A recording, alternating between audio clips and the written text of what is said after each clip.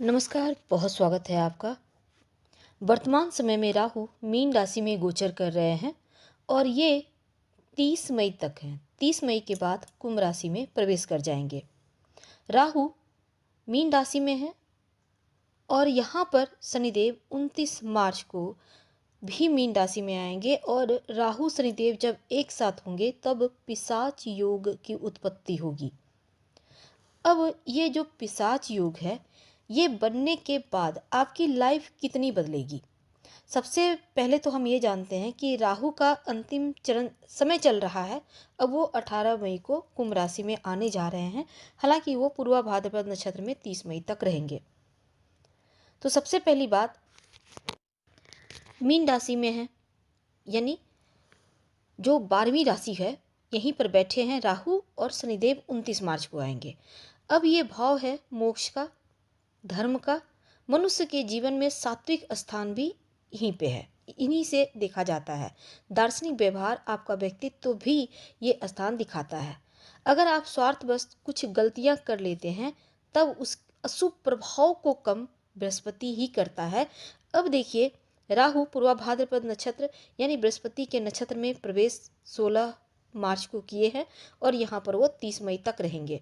लेकिन जब शनिदेव 29 मार्च को राहु के साथ आ जाएंगे तब पिशाच योग बनेगा। अब ये पिशाच योग जो है, लॉटरी, जुआ, सट्टा, शेयर मार्केट में अगर आप पैसा लगा रहे हैं, अगर आप फिल्म, मीडिया या किसी नशे के कारोबार से जुड़े हैं, दवाइयों के कारोबार से जुड़े हैं या फिर टेक्नोलॉजी के क्षेत्र से जुड़े हैं, तब ऐसी स्थिति में आपको लाभ होने की संभावना दिखेगा या बन जाएगा।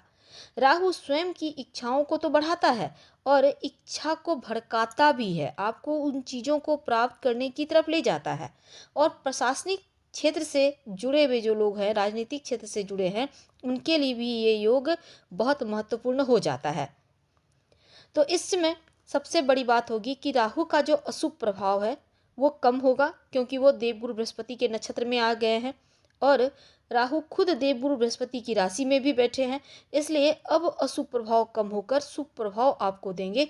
दुखों की मुक्ति का ये वक्त कह सकते हैं। इसलिए पिशाच योग बन के भी ये योग भंग होता नजर आएगा, यानी उनका नकारात्मक प्रभाव थोड़ा कम पड़ेगा। तो वृश्चिक राशि वालों, जब भी ब्रह्मांड में राहु शनि का पिशाच योग बनता है, तंत्र मंत्र या फिर नकारात्मक ऊर्जाएं एक्टिव हो जाती है आपके आसपास। इसलिए सतर्क रहना तो बनता है। लेकिन अगर आप टेक्निकल फील्ड से जुड़े हैं, राजनीतिक क्षेत्र से जुड़े हैं, तब आपको ज़बरदस्त यहाँ पर फ़ायदा होगा, आप तरक्की करेंगे। विदेशी ज़मीन से कोई काम करते हैं तो समय अनुकूल चल रहा है, मेहनत जम के कीजिए। और इस समय क्रोध थोड़ा बढ़ेगा, क्रोध पर कंट्रोल रखिएगा। थोड़ा सरदर्द या अनिद्रा की समस्या हो सकती है, अपना ख्याल रखें। अब देखिए, पंचम भाव पर दृष्टि है तो 2 महीने का जो वक्त है, संतान को लेकर चिंतित रह सकते हैं। हालांकि चिंता बहुत ज़्यादा टेंशन नहीं देगी, लेकिन फिर भी आपको हो सकता है इसमें चिंता हो। अगर आप लव रिलेशनशिप में हैं तब थोड़ा सा डिस्टरबेंस यहाँ पर दिख रही है, रिश्तों को संभालिएगा। जॉब करते हैं, कोई इंटरव्यू वगैरह है, तो उसमें आपको अपना दिमाग यूज करना है और अगर दिल एक बार में कुछ कह देता है तो उस पर आप ध्यान दें। मेहनत कीजिए, मेहनत का ये वक्त है। गलत रिलेशनशिप में मत जाइएगा। और इनकम भाव में राहु शनि है तो पैसे की कोई कमी नहीं होगी, खूब पैसा आएगा। ससुराल पक्ष से तालमेल बढ़िया बना कर रखें तो अच्छा है। और एक और चीज़ है, अगर कोई आपके मन की समस्या थी वो भी समाप्त होगा।